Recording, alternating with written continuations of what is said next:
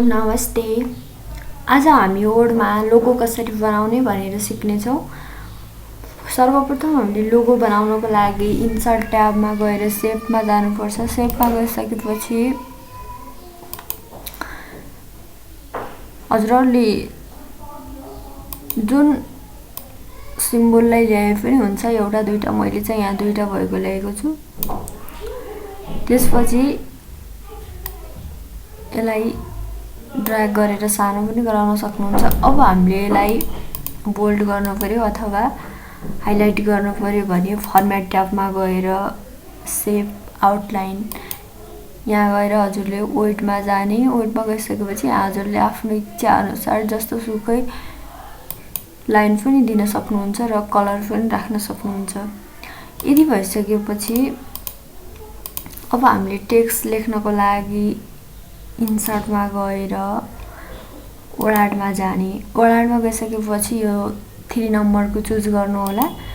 त्यसपछि अब हामीले यहाँ लेख्नुपर्ने हुन्छ। यसलाई काटेर यहाँ लेख्नु होला। हजुरले जुन स्कुलको लोगो बनाउन चाहनु भएको छ अथवा जे लोगो बनाउन चाहनु भएको छ त्यही टाइप गर्नु होला। मैले चाहिँ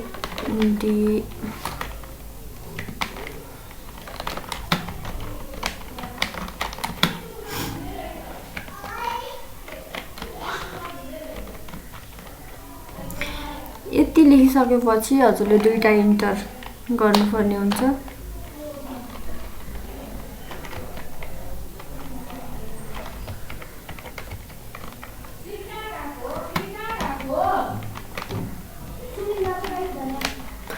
यति गरिसकेपछि हजुरले यहाँबाट साइज कम गर्न पनि सक्नुहुन्छ। मैले चाहिँ 28 गरेँ। त्यसपछि हजुरले यहाँ बोल्ड, इटालिक आफ्नो इच्छा अनुसार र फन्ट पनि चेन्ज गर्न सक्नुहुन्छ। यहाँबाट मैले यति गरेर ओके गरेँ। अब हामीले यस्तो भयो, हामीले त्यहाँ टाइप गरेको यस्तो भएर आएको छ। अब हामीले यसलाई लोगो बनाउनु पर्ने छ। त्यसको लागि अब हामीले यसलाई टेक्स्ट र्यापिङमा गएर इन्फन्ट योर टेक्स्ट गर्नु होला। यो भित्र छ, अब बाहिर आयो। यसलाई यताउति सार्नको लागि हामीले इन्फन्ट योर टेक्स्ट गर्नै पर्ने हुन्छ। अब यसलाई यसमा हटाउनको लागि गोलो गराउनु पर्यो भने यसलाई यो कर्सरबाट अथवा पोइन्टबाट यस्तो गरेर गर्नु होला। त्यसपछि यहाँ देख्न सक्नुहुन्छ यो हामीले तल लेखेको पनि माथिबाटै घुमेर आएको छ। त्यसको लागि हामीले चेन्ज सेपमा गएर यो लास्टको अप्सनलाई चुज गर्नु होला। त्यसपछि अब हामीले यसलाई मिलाउनु पर्ने हुन्छ।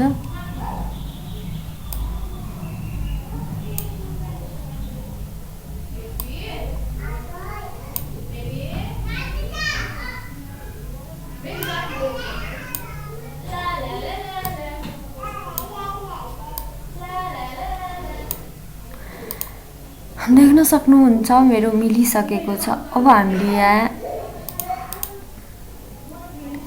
स्टार सिम्बल राख्न चाहनुहुन्छ भने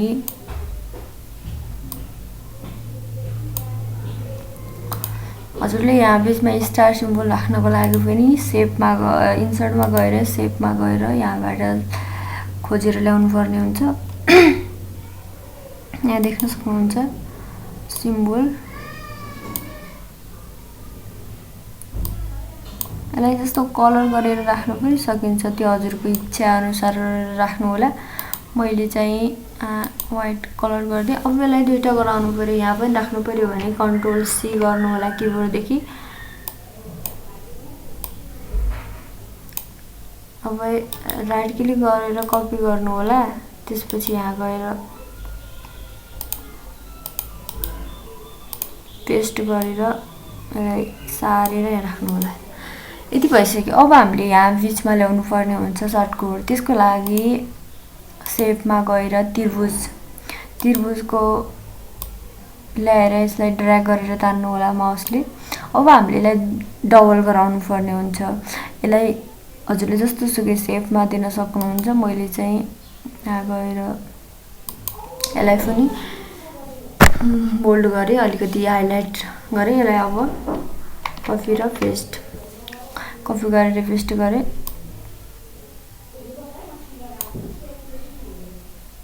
यसलाई बाहिर गराए पनि हुन्छ अथवा हजुरहरूले जस्तो सुकै यहाँभित्र यसलाई यहाँभित्र लगेर पनि गर्न सक्नुहुन्छ। यहाँ देख्न सक्नुहुन्छ यहाँ लाइन कटेर आएको छ, त्यसको लागि हामीले बाहिरकोलाई क्लिक गरेर यहाँ देख्न सक्नुहुन्छ सेभ फिल फर्मेट ट्याबमा गएर नो फिल गरिदिनु होला। यति गरिसकेपछि यो बनिसकेको छ। अब हामीले यसलाई ग्रुप गर्नुपर्ने हुन्छ। ग्रुप गर्नको लागि होम ट्याबमा गएर सिलेक्टमा गएर सिलेक्ट अब्जेक्ट गर्नु होला। त्यसपछि माउसले यहाँ गएर ड्र्याग गरेर ग्रुप भइसकेको छ, राइट क्लिक गरेर अब ग्रुप। अब हामीले यसलाई जहाँ पनि सार्न सक्छौँ सजिलै दुईटैलाई।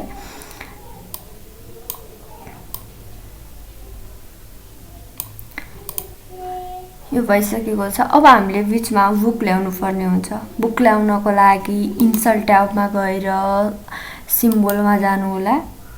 यति यहाँ गइसकेपछि यहाँ हजुरले फन्ट चुज गर्नुपर्ने हुन्छ।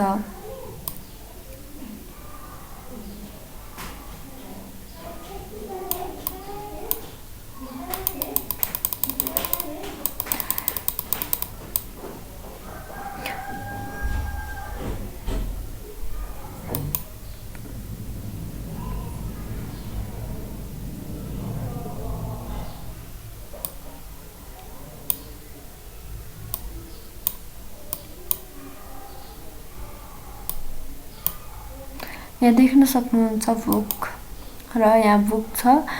यो फन्ट चुज गरेर बुकमा क्लिक गर्नु होला र इन्सर्ट गर्नु होला। यति गरेर हजुरहरूले निकाल्न यसरी निकाल्छन्, तर यो अब हामीले यहाँ लिनको लागि धेरै गाह्रो हुन्छ, यो लिन सकिँदैन। त्यसको लागि हामीले पहिला टेक्स्ट बक्समा जाने। टेक्स्ट बक्समा गइसकेपछि एउटा टेक्स्ट बक्स ड्र गर्नु होला र अब सिम्बलमा जानु होला। इन्सर्टमा गइसकेपछि सिम्बलमा गएर बुक, हाम्रो बुक यहाँ आइसकेको छ। अब यसलाई ठुलो गर्नको लागि यहाँ गएर हजुरले फन्ट ठुलो गर्न सक्नुहुन्छ।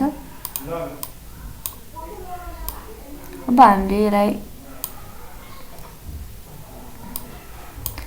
राखिसकेको छौँ। राख्न त राख्यौँ तर भएन यो राखेको, किनकि यहाँ छापिएको छ। अब हामीलाई यो भित्र देखाउनको लागि फेरि फर्मेटमा गएर नो फिल गर्नु होला र सेभ आउटलाइनमा गएर नो आउटलाइन गर्नु होला। यति गरिसकेपछि हाम्रो लोगो भइसकेको छ, बुक पनि आइसक्यो। अब हामीले यो सबैलाई सिलेक्ट गर्नुपर्ने हुन्छ। त्यसको लागि फेरि होममा गएर सिलेक्ट अब्जेक्टमा गएर यसलाई ड्र्याग गरेर सिलेक्ट गर्नु होला सबैलाई र राइट क्लिक गरेर ग्रुप गरिदिनु होला। यति गरिसकेपछि हामीले अब लोगो जतासुकै पनि सार्न सक्छौँ। यदि पहिला सार्यौँ भने हामीले यो टुक्रा टुक्रा भएर सर्छ। देख्न सक्नुहुन्छ लोगो भइसकेको छ। यदि हजुरहरू पनि बनाउन चाहनुहुन्छ भने यो भिडियोलाई अन्तिमसम्म हेरेर साथ दिनु होला र मन पर्यो भने लाइक गर्न नबिर्सनु होला। धन्यवाद।